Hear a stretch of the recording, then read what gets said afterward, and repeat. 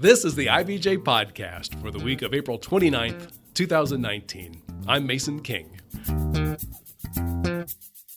Well, the Indiana Legislature wrapped up its 2019 session late Wednesday night, passing its $34.6 billion state budget for the next 2 years.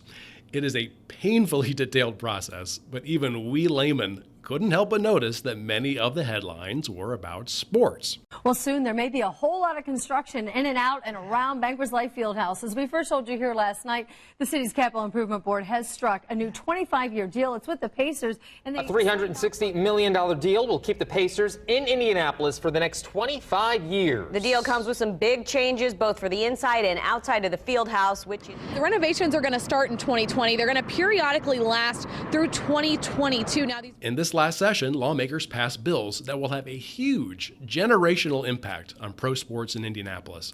So let's go right to the highlights.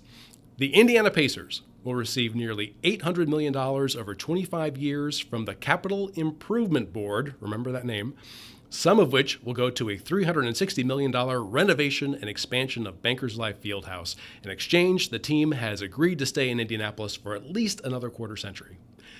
The Indy 11 Pro Soccer team will receive $120 million to build a $150 million, 20,000-seat soccer stadium, the location of which hasn't even been determined yet.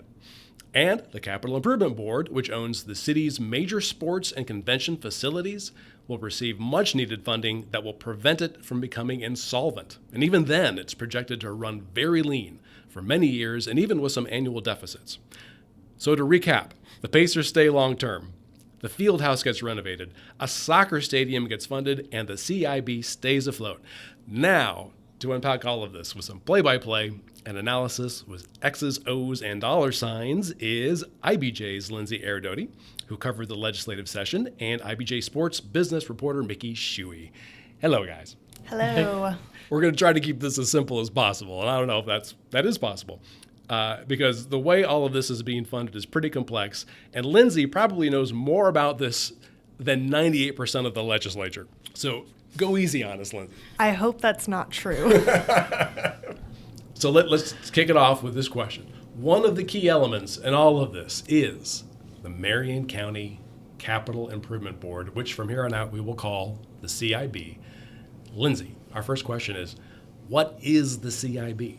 So the CIB is this quasi-governmental agency that owns all of the professional sports arenas you think of in downtown Indianapolis. So that's Bankers Life, that's Lucas Oil, it's Victory Field, and they also own the Indiana Convention Center. And the point of the CIB is to have these deals with our professional sports teams, keep the teams here, keep Indianapolis a sports and tourism community, which, you know, we've been pushing for decades at this point, and a lot of people would argue we've been successful at, and the CIB is a big player in all of that. And that requires a pretty sizable budget. What was its most recent annual budget? Yeah, so the most recent budget was $136 million, and the majority of that comes from state and local taxes. And so, but it's not necessarily coming from residents is the goal of it. So it's coming from user taxes, and that would be, you know, like the innkeeper's taxes, which come from hotels, or food and beverage taxes, which come from people who eat out at our restaurants. It comes from car rental taxes, admissions taxes when you buy tickets to go to some of these games. So all of those things meant to be the people who are using these facilities are paying the tax revenues that then fund the CIB. And there's another super fun and complicated element of this, professional sports development area, is that right? Yes, the professional sports development area, or a PSDA as I like to call it, covers the major sports arenas in downtown and also includes some hotels. And as we'll get to a little bit later, state lawmakers expanded it this year to include an additional 8 hotels. And so that directly pulls revenue from those facilities that would otherwise go to the state, goes to the CIB instead. And for the PSDA, it's like income taxes and sales taxes. That's correct. Right. So it seems like the fate of the CIB and the Pacers were really intertwined in all of this. Do I understand correctly that the CIB and Mayor Joe Hogstead's administration began talking with lawmakers actually last year about a 25-year vision that would support both of them. That's correct. We actually reported back in November that these talks had started because the CIB and the Hogshead administration saw an opportunity to not only get a long-term deal with the Indiana Pacers and keep them here, but also think about the CIB's long-term future and financial stability. So they wanted to go to the State House and talk to lawmakers about an overall comprehensive vision. Right. And what we really wasn't well known at the time, and really wasn't well known until you reported a couple of weeks ago, was that really the CIB was facing what we would call a fiscal cliff. Yes, as we learned throughout our reporting in this process, that it really was not just about keeping the Indiana Pacers here. The CIB needed legislation to ensure it could essentially pay the bills going forward. They were going to hit what CIB leaders even have described as a fiscal cliff in 2028 if lawmakers didn't take action. They would say they were being proactive by doing it in 2019 as opposed to waiting even longer. And that's also part of the reason why they went this year. Mm-hmm. And that would have happened regardless of what happened with the Pacers. They would have run into a hole. That is correct. So why is it they needed to go to the legislature if this is all just happening in downtown Indianapolis? Well, they had to go to the legislature because so much of the revenue is tied to state tax dollars. And so the state is responsible for expanding that PSDA, for example, or giving the Indianapolis City County Council the opportunity to expand certain local taxes. So it all kind of had to start at the state level. So the potential solution came in the form of Senate Bill 7. What, in essence, does Senate Bill 7 do? Senate Bill 7 expanded the PSDA, for example, like I said, and included 8 additional hotels in downtown Indianapolis. So that's more revenue from that for the CIB. It also extended a couple of taxes, specifically the admissions tax and the car rental tax the CIB receives revenue from. Those were going to expire in 2023 if state lawmakers didn't take action. The bill extends those until 2040. It also, not to get too complicated, but essentially allows the state treasurer to loan the CIB additional money to make up for this fiscal cliff that was coming. So there are a lot of different parts in Senate Bill 7 that get revenue to the CIB. Okay. And it also, important note, hinged on the CIB signing a 25-year deal with the Pacers. Which they did. Yes. So let's talk about that, specifically at this deal between the CIB and the Pacers. And in order to really understand this deal, you need to understand one thing about the relationship between the Pacers and the Bankers Life Fieldhouse. The CIB owns the Fieldhouse. The Pacers lease it. But the parent company of the team, Pacer Sports and Entertainment, is responsible for operating, maintaining, and managing the Fieldhouse year-round. And that's just not for the Pacers and Indiana Fever games, but really anything that happens there. Taylor Swift comes to town, they're managing that. So with that in mind, let's look at the deal. The CIB and the Pacers struck a 25-year agreement that in the end could cost the CIB $800 million. And that doesn't necessarily go into the team's pocket, right? Correct. It's for a variety of big expenses, including operating that building for 25 years. So over the life of the deal, from 2019 to 2044, what does all that money pay for? So the first big thing is going to be that expansion and renovation of Bankers Life Fieldhouse. And from the CIB directly, that's $270 million. There's another $25 million that would come from the city. And then it also includes, it ranges depending on the year, but $12 million to $16 million a year to cover the operating expenses for the field house. There's another $4.6 million for video and sound system licensing, $17.6 million for heating and cooling upgrades or elevator repairs, kind of those ongoing maintenance repair type things.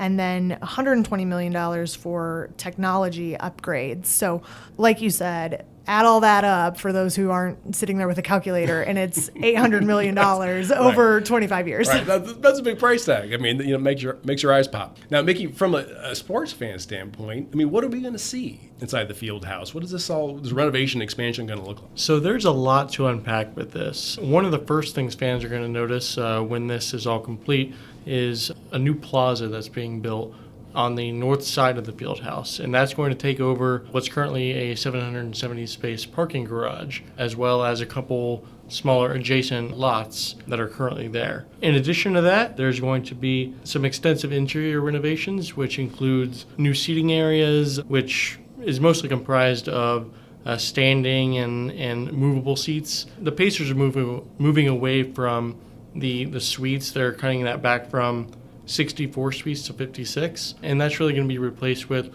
new lounge areas, new places for fans to gather before, during, and after the game to kind of just engage with each other in the experience of the sport. And we see that at a lot of other new stadiums, right, where people want to feel like, they have some freedom of movement. If they want to watch the game, they can. If they want to, go hang out with somebody else for 30 minutes, they can. For sure. This is part of a bigger trend in the sport and really in arena design overall. The seat number is going to decline because they're taking out some of the seats, but the capacity is still going to be the same, right around 18,500 for basketball games. Yeah, so they'll just be in different places. Correct. Essentially, we're moving around. And different configurations. Right. So do we have a sense of when construction will start and how long that will take? The construction is supposed to start January, February of 2020. It's going to all happen in 3 phases, with each phase broken up by the Pacers seasons. So the project is supposed to be completed around October of 2022 when the Pacers kick off that season. Now, will the Pacers continue to play there?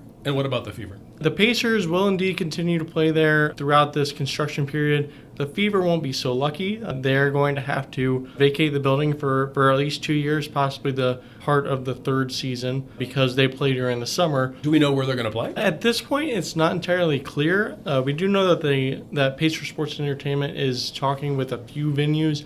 They won't really say who owns those venues or where they are, but the likelihood is that they're going to be either at the State Fairground or at Hinkle, because those are the 2 largest facilities that could accommodate the Fever, since they bring about 7,500 fans per game. And how will this affect the 2021 All-Star Game, which the Pacers are hosting, I think, February 12th to the 14th that year? So this is a big sticking point for the Pacers and really for the NBA. The league is adamant about not having construction interrupt the All-Star Game experience. Fans who go, they'll see some improvements mainly on the interior with the seating and things like that, but they're not going to see scaffolding or anything like that. The All-Star Game will occur as planned. Right, and basically the day after the All-Star Game concludes, they are going to go right back in there and get back to work. Hey, this seems like a really good place to catch our breath for a second. Let's take a quick break, and then we'll be back to discuss how all of this is going to work. The IBJ podcast is sponsored by Nimbo IP, Indiana's top cloud solutions provider for voice, data, IT, and network security. Nimbo IP has proudly served Hoosier businesses since 1989. Let its innovative solutions put your business on the right path, plan, and platform for the future. Nimbo IP has been named one of America's best VoIP providers by Enterprise Networking Magazine. Call them today for a complimentary technology assessment at 317-574-1000 or visit them on the web at www.nimboip.com. Nimbo IP, your solutions in the cloud. Okay, we're back. This is the IBJ podcast. I'm Mason King, and with me are IBJ government reporter Lindsey Erdody and sports reporter Mickey Shuey. So guys, we've been discussing how legislation just passed by the General Assembly helps the city's capital improvement board fund a long-term deal to keep the Pacers in Indianapolis and avoid a severe revenue shortfall that was projected to hit in 2028. So is everything hunky-dory? Is the CIB all set to go for the next 25 years? No. But that's because even in the CIB's projections, it could still run into a deficit in certain years. They didn't provide us every year going out for 25 years. They provided us these 5-year annual averages, and some of those averages showed deficits in future years. And the money is also not going to be enough to do like a substantial upgrade to Lucas Oil. And that facility is already 10 years old, so it's pretty plausible to think that in the next 25, something major is going to happen to it. And, we're looking at $360 million at Banker's Life right now. So there could be a substantial amount of money that has to go into that. And also, you could see another expansion of the Indiana Convention Center, aside from the one that's already being talked about right now in the next 25 years. So the CIB leaders didn't sign a pledge saying, we will not come back until 2042. It's possible they could be back pretty soonish. It's possible they could be back, and state lawmakers are not even hiding that fact. I talked to some of them on the last day of session about this, and if they thought that the CIB was going to come back, and pretty much everyone laughed and said, well, of course I would expect them to be back. Everyone always comes back and asks for more money from the state. That's not surprising at all. That's a healthy attitude. Okay. Because we brought it up at the beginning, I want to jump over to the Indy 11 soccer stadium quickly. Now, the team has been lobbying for years for assistance with building a stadium. This year, it proposed a $150 million stadium, 20,000 seats, that would be part of a $550 million mixed-use development. Now, Indy 11 owner Ursal Özdemir is a real estate developer, and he says the mixed-use parts would be privately funded, but he proposed that the stadium would be funded by tax revenue. So, how did that work out? So it's really interesting that this got folded into Senate Bill 7 throughout the legislative process and kind of flew under the radar, despite previous years where we saw this battle, up front and center, and Indy 11 hasn't been able to be successful in terms of getting state tax dollars in the past. But it got folded into Senate Bill 7 and made its way through, and so it allows up to $9.5 million annually to help fund the stadium specifically, and that would be kind of the same. The taxes would be coming from the same format of the PSDA. It would be a new PSDA that would be created to include the stadium. Oh, this would be a new PSDA specifically for the Indy 11 development. Or I think they call it 11 Park. Is that right? Correct. Yeah. So again, the thought would be it would be coming from those people who go to the stadium or eat the restaurants that are part of 11 Park or things like that. And who would own the stadium? The CIB would own the stadium. The Indy 11 and the CIB would have to reach some sort of agreement like they have with the Pacers or the Colts. Now, we need to caution that this is not very far along, Mickey. I mean, my understanding is they haven't even announced the location yet. What's happening there? What needs to happen? Certainly the 11 will have to have conversations with the city about their part of all this, as well as determining that location that they want to have, because there have been a few that have been thrown around, and it's not entirely clear what exactly they're going to do. So the first thing is really having those conversations with the city, which really haven't started in earnest yet because they were just trying to get through this part of the process. Okay, so now that can happen. And when you say conversation, I'm doing air quotes here, they mean some sort of city contribution to the project? More just negotiations about the building of the project, who would carry it out, things like that. And then I think there's also some sort of state budgetary thing, right, Lindsey? So the State Budget Committee would also have to review the project still. Senate Bill 7 kind of outlines a process for that, and also calls for a feasibility study to be done and reviewed by the Indiana Finance Authority before any of these state tax dollars can be released. And Senate Bill 7 also requires that deal between the CIB and Indy 11 to be signed too. So the state's not just handing out the money There's no check. without some guidelines in place. Some things have to happen before that money They don't goes. get just a big check for $800 million. Yeah. I mean, this comes over a period of time and with a lot of study. And one other thing we need to point out is that Governor Eric Holcomb still needs to sign Senate Bill 7. Is there any indication that he will not? I asked shortly before we came in here to record this podcast where that was at, and I was told that the governor is reviewing the bill. So he, over the past few months when I have asked him about the various components of this, he seemed pretty open to having a soccer stadium in Indianapolis. He seemed open to wanting to keep the Pacers here. I haven't been given indication that he won't sign it, but I'm not going to predict anything that the governor will do. If he was against it, I mean, would he not have inserted himself at some point in the process and say, hey, you really need to rethink this? I don't know. Okay. All right. Well, if he doesn't, that's the topic for next week's IBJ podcast. Guys, thank you so much for helping with this. I feel like I know 100% more about this than I did 20 minutes ago. Thanks for having us. Yeah, thanks for having us.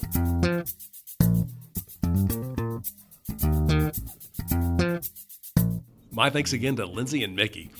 Hey, before you get on with your week, I wanted to draw your attention to a story in this week's edition of IBJ. Greg Andrews has the latest on the proposal to build 2 Hilton hotels with more than 1,400 rooms on Pan Am Plaza. Now, some of the city's biggest hoteliers are opposed to the project, saying it would create a glut of lodging in the market, and they won a minor victory during the legislative session by having them removed from the expansion of the PSDA that we just talked about for the CIB. Leaving them in there would have given the Hiltons kind of a sense of inevitability. But city officials say they are still committed to working toward a deal with the developer of the Hiltons. You can read all about it in the copy of IBJ you have delivered to your home or office or online at IBJ.com. And to get unfettered access to all of IBJ's award-winning content, just click the subscribe button. Thanks again for making time this week for the IBJ podcast, which is edited by Leslie Weidenbetter. I'm Mason King, and we'll be back again next week.